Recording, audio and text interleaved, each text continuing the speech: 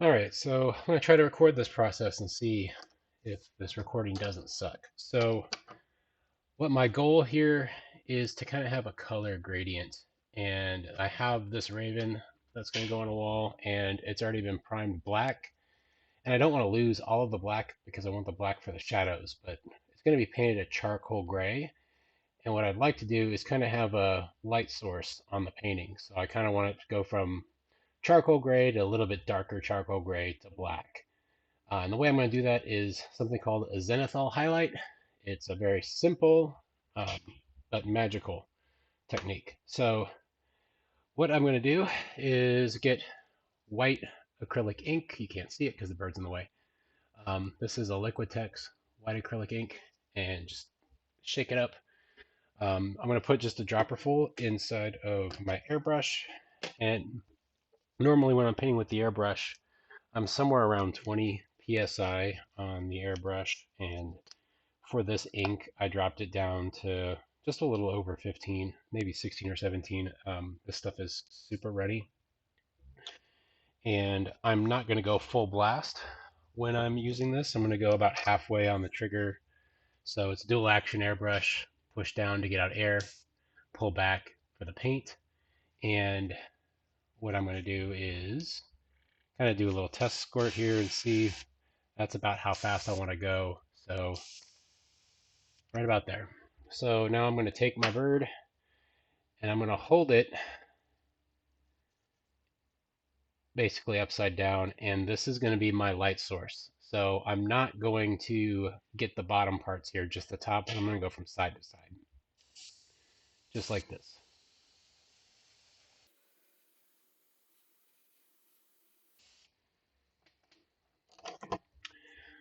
And so what I should now have is, let me see if I'm liking this. Yeah, I think I am. So now what I've got is all my highlights already done for me by using that acrylic ink. But now all my shadow areas are still black, and when I go with that charcoal, it's going to get the variant grades of white that are on here. So these lighter spots up here at the top, they're going to be like straight up charcoal gray. Some of the areas that got a little bit of white, but not a lot, will be a little bit darker charcoal gray. And then the areas that are black, I'll probably even try to miss those when I go with my airbrush. So I'm going to let this dry. It's going to soak in and probably take about 2 or 3 hours to really get to a point where I feel comfortable. And then from there, I'll go ahead and pull out the charcoal gray. All right, so it's been about 3.5, 4 hours, give or take. What I'm going to do is make the charcoal gray now. I like to use golden high flow acrylic paint. You can run it through an airbrush without having to mix it with any kind of medium. So neutral gray, charcoal black. I think for charcoal gray, I'll start off with 4 gray, 1 black, because the black goes pretty far, and then we'll see. So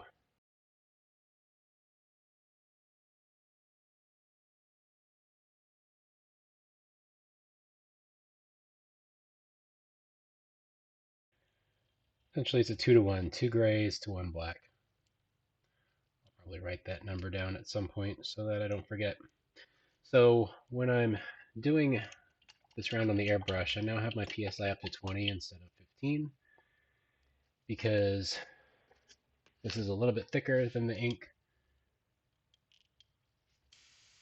but it's flowing through nice. So I'm going to take the bird and I'm going to go at it kind of at the same angle I did with the white. And then, not just at that angle, but I'm also going to come a little bit higher on it afterward. So I'm going to get all the white with the gray and some of the black, but not all the black. So I'll kind of have like 3 different color gradients.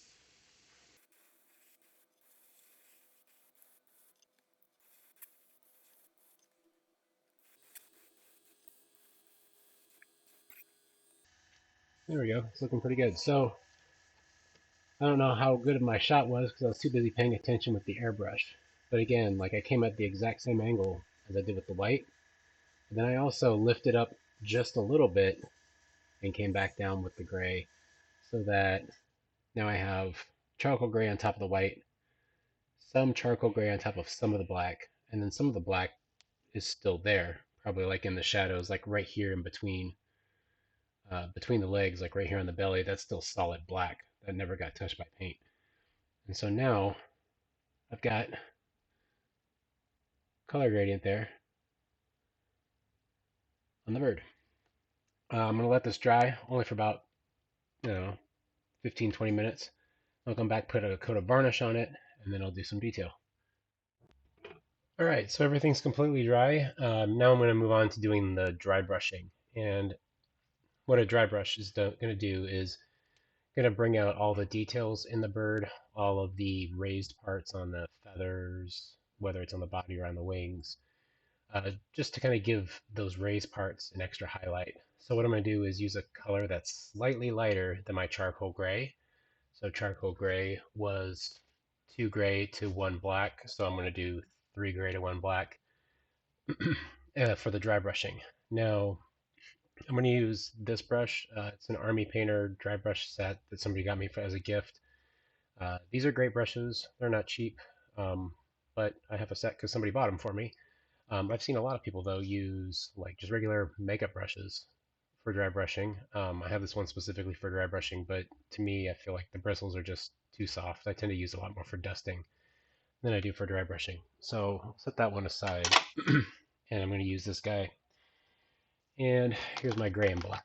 Now there are two different ways to do dry brushing. There's dry brushing with a wet brush and dry brushing with a dry brush. Dry brushing with a dry brush kind of gives you a little bit more of a dusty look. Um, so I will be wetting the brush first. So let's first start off by mixing. So before I start the dry brushing, I'm just going to dip it in my mixing water a little bit. Wipe it off on the paper towel to get lots of the water off. And then I like to set some of that paint just sitting out here on this edge of my little palette here. Get some on the brush and then wipe it off on the paper towel. And then I always keep a spare piece of something around that I'm not using anymore. Kind of hit it a few more times. Really just make sure I get all the extra paint off, because I really don't want a lot of paint on this. And then come around and I just start. It's gonna be weird to do and try to get a camera shot, but we'll make it work. So just start beating the heck out of this thing. I can get this angle up a little bit higher. There we go. And I'm not really trying to like paint the piece so much as I am just trying to hit those edges a little bit. And because the color is not super different, it's not gonna do something that's gonna be like super obvious to see. But your eye will notice it, but you won't be like consciously noticing it.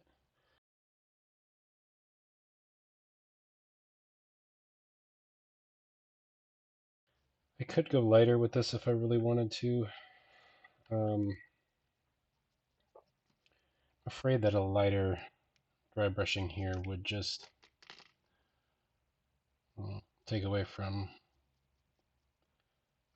the whole piece. Like it would, like all you'd be doing is focusing on those elevated details instead of those details just kind of being like a subconscious thing.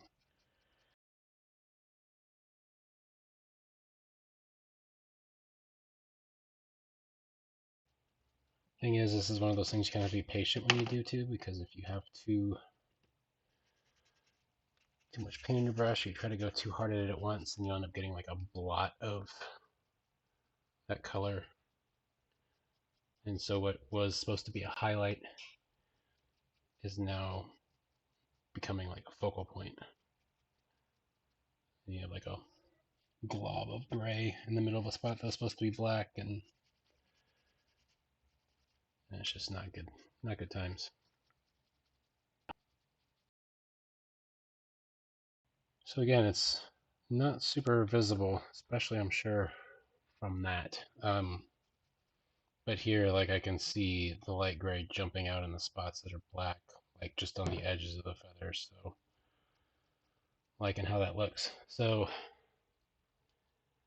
let me give that just a couple seconds to dry before I do the eyes and the beak. Alright, so now it's time for the eyes and beak. Now, I didn't do anything to protect them when I was airbrushing because that would have been silly and hard to do anyway. So I'm going to paint those back to black, and then I have special plans for them I'll share at the very end. I may also hit the claws here on the feet. We'll see. So that one drop may be more than enough, but if I need more, I'll get more. And then I'm going to get what is the best $17 I ever spent. These are just some magnifying glasses I can put on and see things much closer up. Helps with the detail. Also have a little light on top of it. So grab my detail brush. Hopefully you can see what I'm doing here. Is that a little bit of an awkward angle for me, but that's okay.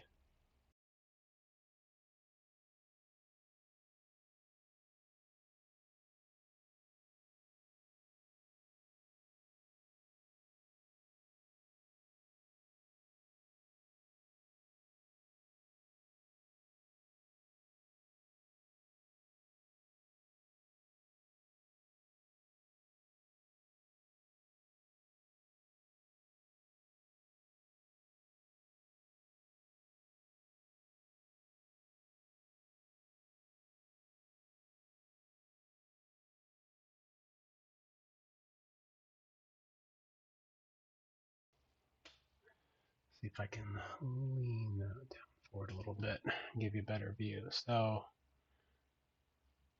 now the eyes, beak, and claws have gone to black.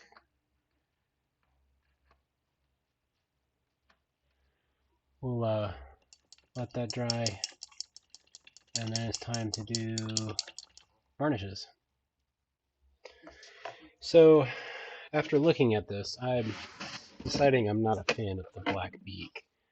I don't mind the black per se, but I don't like the fact that the top of the beak is black and just looks out of place with the rest of the piece. So what I'm going to do is go back and airbrush just the top of the beak, not the whole thing. And I'm going to do this fairly carefully. I have a precision airbrush. It is the Sotar 2020 from Badger that I use for things like doing shadows or makeup. I'm not going to use it here because I don't need that kind of precision necessarily. I do just want to try to avoid the eyes while I'm doing this. So crank my air compressor back on again. And I'm going to have my 2-to-1 for the charcoal gray. And really, I'm just going to come back in and very carefully airbrush just here. If I have to go back and repaint the eyes, I have to go back and repaint the eyes. But I should be able to avoid that here. So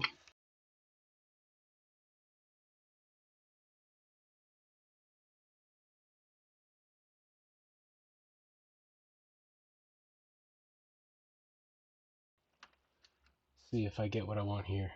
Yeah, there we go. Top of the beak now has the gray. Got a little bit of the gray on the sides. This side could use a little bit more gray, so I'm going to come back up here and I'm barely spraying any paint at all, just enough. Because I do want the beak to look different. I don't want the beak to just look like it's part of the feathers, and so now it does. The black does kind of stick through it a little bit, which I actually really like. It makes the beak seem like a separate piece. Alright, I had to put that addendum in here because I was making a change. Alright, so now it's time for varnish. really not too complicated with the varnish. It's going straight through an airbrush, but I'm using a different airbrush here. This is a, see, is this the, I think this is the free one that came with the compressor that I have. But usually I use like a $20 airbrush for this because this stuff is tough on airbrushes. So this is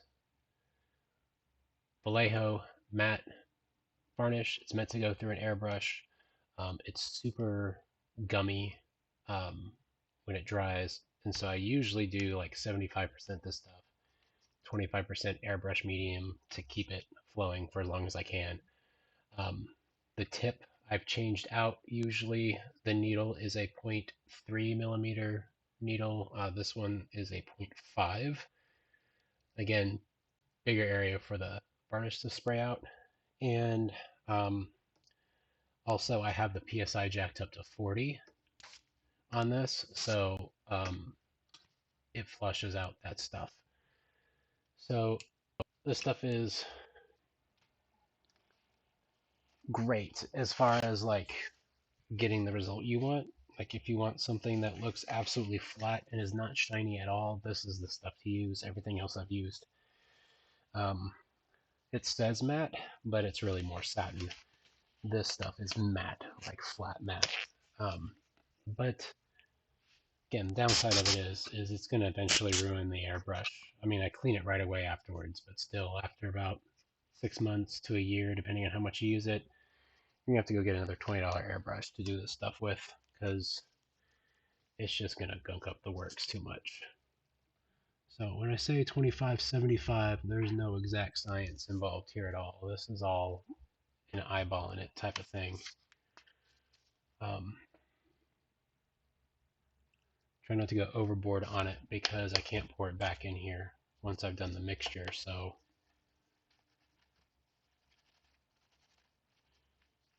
let's get this stirred up a little. And there's no special technique on this one. You just grip it and rip it. Um, always back flush my airbrush a little bit just to make sure things are flowing the way I want it to flow. And then, like I said, here we go. Just spray the hell out of it. Don't need a super thick coat. Usually I wear a ventilator when I do this. Wishing I had right now. I don't know if you can see the cloud that's making, but yep. Alright, well, I'm going to let that dry. Once it's dry, I got one more thing to do. Okay, so the last step is I'm taking this Liquitex High Gloss Varnish and getting a little bit on this old brush that I plan on throwing away someday, but never seem to throw away for some reason. And I'm going back over the beak and the eyes with this high gloss varnish. And so while the rest of it is fairly flat, I mean, it's always going to have some reflection of light because, you know, that's just kind of how light works. But this is going to let those parts really look glossy and shiny.